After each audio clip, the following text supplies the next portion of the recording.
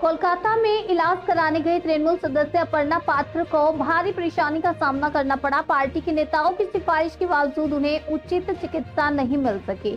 Caesarean operation के बाद coma में चली गई अपर्णा को पहले कोलकाता के अस्पतालों में भर्ती किया गया, फिर चुनचुड़ा के एक नर्सिंग होम में ले जाया गया। पार्टी के निर्देश पर जब परिवार उन्हें न्यूरो इलाज के लिए बांगूर अस्पताल ले गया तो वहां उन्हें काफी दिक्कतें झेलनी पड़ी। नेताओं के दिए गए संपर्क नंबरों पर कॉल करने के बावजूद कोई मदद नहीं मिली। दिन भर अस्पताल में भटकने के बाद उन्हें मजबूर होकर चुनचुड़ा इमाम बड़ा अस्पताल में भर्ती करना पड़ा। अपर्णा के भाई प्रसन्नजीत मांझी ने बताया कि विधायक असीत मजूमदार ने बांगुर अस्पताल जाने की सलाह दी थी और मंत्री आरूप विश्वास के ओएसडी कुणाल दास का नंबर दिया था जो भर्ती की व्यवस्था करने वाले थे, लेकिन उनके बार बार फोन करने के बावजूद कोई मदद नहीं मिली। विधायक असीत मजूमदार ने भी स्वीकार किया कि अपर्णा को भर्ती न करा पाना उनकी असफलता है। उन्होंने कहा कि वह कोशिश कर रहे हैं कि अपर्णा को वर्धमान मेडिकल कॉलेज की न्यूरो डिपार्टमेंट में शिफ्ट किया जाए, क्योंकि बिना न्यूरो ट्रीटमेंट के उनकी हालत में सुधार संभव नहीं है। নেত্রীর এই অবস্থা কি বলবেন? আপনাদের তরফ থেকে তো কলকাতা পাঠানো হয়েছিল দাদা। দাদা কি বলবেন দাদা, বলুন একটু। আপনাদের তো পঞ্চায়েতের একজন সদস্য, তার বাড়িতে তার বাবারা বলছে বাড়িতে সুস্থ ছিল, সেখান থেকে নাকি আপনাদের দলের তরফ থেকে তাকে কলকাতা নিয়ে গিয়ে আজকে সারাদিন হয়রানি করা হয়েছে। এখন নিয়ে যাওয়া হয়েছিল আপনার মেয়েকে, বাঙরে একটা ভালো ডাক্তার চিকিৎসা হবে সেই হিসেবে নিয়ে গেছিলাম, কিন্তু অসীম মজুমদার কালকে আমাকে বলে দিয়েছিল ওনাদের দিকে যে ওখানে ভর্তি করব। সে গাড়ি অসীম মজুমদারই বলে পাঠিয়েছিল, কিন্তু আমার সাথে ঝগড়া, ওইখানে ওর খালাছিরা সবাই ঝগড়া লেগে যাচ্ছে, থাকছে না। আমি রুগীটা এরকম নিচে ফেলে দিয়ে বলছে আমি চলে যাচ্ছি, বেডটা আমাকে দাও। কি গাড়ি ছিল? অ্যাম্বুলেন্স ছিল। সেই অ্যাম্বুলেন্সটা আমি সবসময় বলছি আমি এই পেশেন্টটাকে আমি নিয়ে থাকবো কোথায়? যারা ব্যবস্থা করেছিল তারা আমার পাশে সেরা তখন নেই। আমি কি করে থাকবো এখন রুগীটাকে নিয়ে? এমনকি তারা বলছি তাহলে আপনি তাহলে দেখে দিন আমাকে একটা, আর যে পাঠিয়েছে তার সাথে কথা বলবো, আমার সাথে ঝগড়া করে কথা বাড়ি তো নাম নেই। আমি তো কিছুই জানি না এসব ব্যাপারে। এইটুকুই হয়েছে।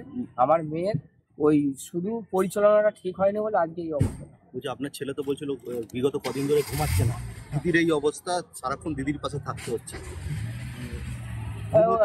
হ্যাঁ, ঘুমটা ঘুমোচ্ছে, আবার ঘুমোচ্ছে না।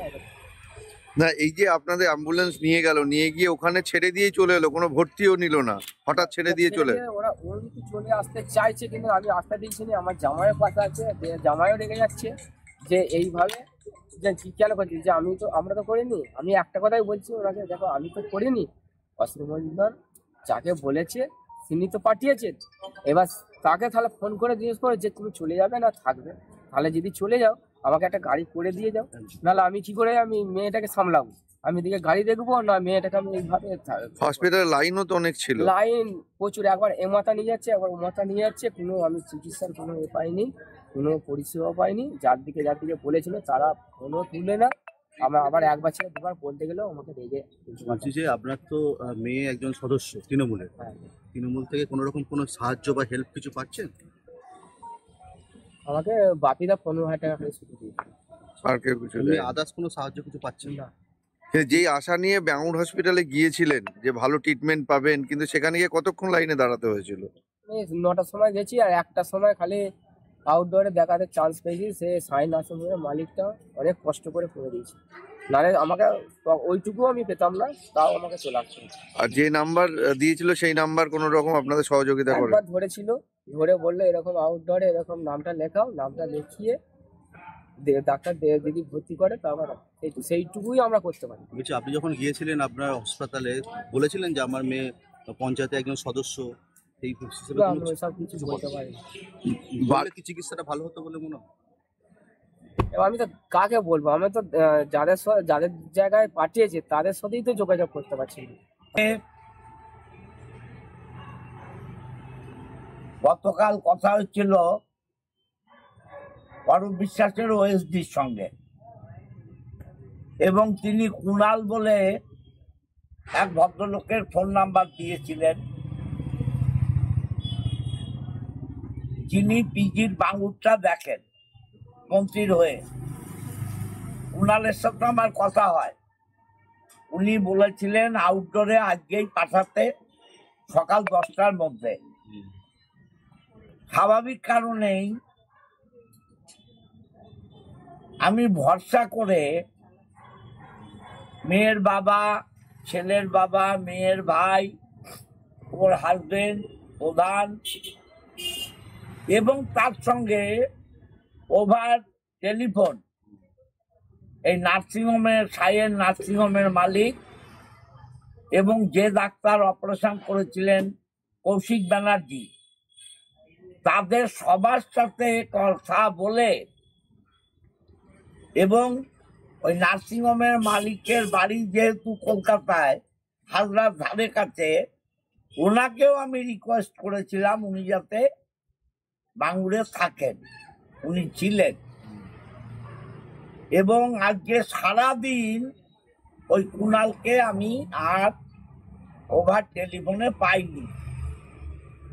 রিং হয়েছে, উনি কি কারণে ধরেননি ওনার ব্যাপার।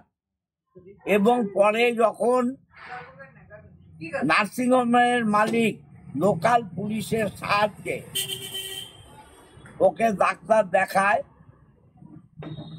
ডাক্তাররা কিছু সাজেস্ট করে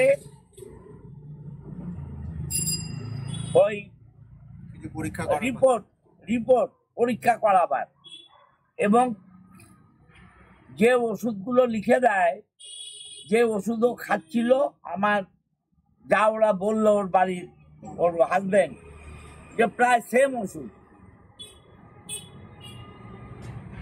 এবং ভর্তি করার ব্যবস্থা করা যায় না। তখন ওরা বলে যে অপর্ণা খায়ও নি ততক্ষণ, যে আমরা চুস্ক হসপিটালে নিয়ে আসবো, আপনি চুস্ক হসপিটালে অ্যারেঞ্জমেন্ট করুন। আমি তখন হসপিটালে কথা বলি, হসপিটালে কথা বলে অ্যারেঞ্জমেন্ট করে রাখি। ওরা বাড়িতে এনে অপর্ণাকে কিছু খাইয়ে হসপিটালে নিয়ে আসে, ভর্তি হয়েছে, এখন সিসিউতে 8 নম্বর বেডে আছে। অক্সিজেন ওর বাড়িতে কোনো সিলিন্ডার ছিল না, 60 হয়ে গেছিল, সেই অবস্থায় এনে সিসিউতে ভর্তি করা হয়েছে। এবং আজকে যেহেতু ওনার সার্জিক্যালেরও প্রবলেম আছে, সার্জিক্যাল ডাক্তার যিনি ছিলেন ইমার্জেন্সিতে, তার আন্ডারেই ভর্তি হয়েছে। আমি খবর রাখছি অনবরত। একটু আগেও ওর হাজবেন্ডের সাথে কথা হয়েছে, হসপিটালের যারা কর্মকর্তা তাদের সাথেও কথা হচ্ছে, ডক্টর কৌশিক ব্যানার্জির সাথেও কথা হয়েছে, এবং সব ব্যাপারটাই আমাদের নজরে আছে। এখন ডাক্তার তো আমরা নই, ওর পরিস্থিতি এখন দরকার ছিল নিউরো ট্রিটমেন্ট, আমরা পারলাম না, এটা আমাদের ব্যর্থতা। হ্যাঁ, আমি চেষ্টা করছি, তাও হাল ছাড়িনি। বর্ধমান মেডিকেল কলেজে একটা নিউরো ডিপার্টমেন্ট আছে, সেখানে চেষ্টা করছি যদি শিফট করা যায়। এখন বুঝতেই তো পারছেন যে নিউরো ট্রিটমেন্ট ছাড়া ওকে ভালো করা সম্ভব না। চেষ্টা করছি, ভগবান যদি সহায় হয় আর ওর ভাগ্যে যদি মৃত্যু না থাকে তাহলে নিশ্চয়ই